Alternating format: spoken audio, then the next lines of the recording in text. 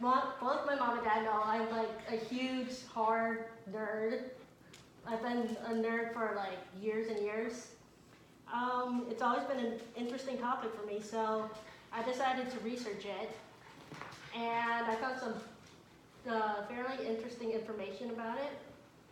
This one article called "On the Science of Creepiness" from the Smithsonian.com. It defines creepiness as something that's ambiguous. You don't know if it's going to kill you, if it's going to eat you. You don't know any of that.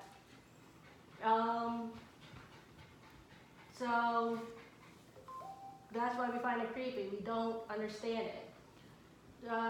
The professions related to the unknown, this uncertainty, would be clowns. You don't know what's going on under there.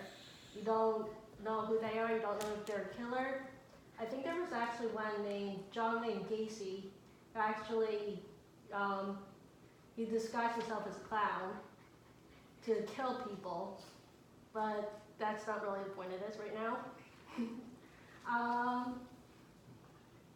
There's something called pareidolia, which I probably butchered the pronunciation.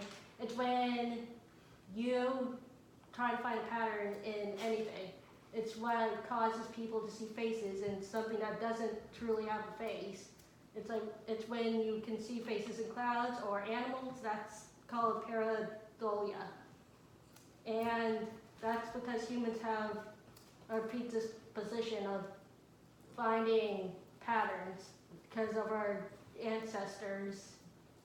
They needed to know what was safe or not, which leads me to my next point. It was developed as protection. If you don't understand, if you don't have the danger signs, you're going to get killed. And that's how fear developed, the fight, flight, or freeze. Without that, we wouldn't have survived this long. But you know me, like, I love horror. It's something that I really enjoy more than like almost anything. Except horses. Yeah. Which is actually the brain. I found this very interesting. The brain, depending on what situation you're in, if you're truly in danger or not, it lights up in different areas. This is from another article called "What Makes Things Scary." The brain lights up in different areas, and if you're in true danger or not. If you're in true danger, you would be activating the fight, flight, or freeze responses, which would cause, which would activate in the face of predator. But in fiction, you're not truly in danger. We're also, I've already mentioned this, but ambiguity is a huge factor in it, which also plays into the uncanny valley, which means that something's human-like, but not really. Like, there's something off about it. It's almost human-like. And it was hypothesized by Masahiro Mori, who was a roboticist in Japan in 1970. According to this third article called Uncanny Valley, it had a subtitle too, but I don't remember that without going back over.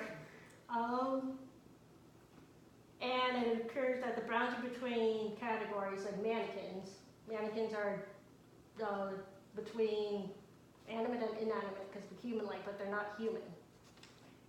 And finally, robots are considered disturbing as well because depending on how human-like they are, people find them more or less creepy. If they're like a traffic light, which is considered a robot, they're not creepy at all. We see those every day. But if it's something much more human, like an animatronic, it performs human actions, that's considered creepy. And the uncanny valley is the reason why it exists is unknown. Some people actually say it doesn't exist. So that's all I got. I hope you enjoyed it. I did, but what's an Antronic Valley? Uncanny Valley. Uncanny Valley? It's something that appears human, but it isn't. So you know, like a mannequin or animatronic, like it appears to be human, but it's not. Or a robot. Yep, or a robot. It was funny when you opened up, you were saying how you're nerdy, so I thought you were going to something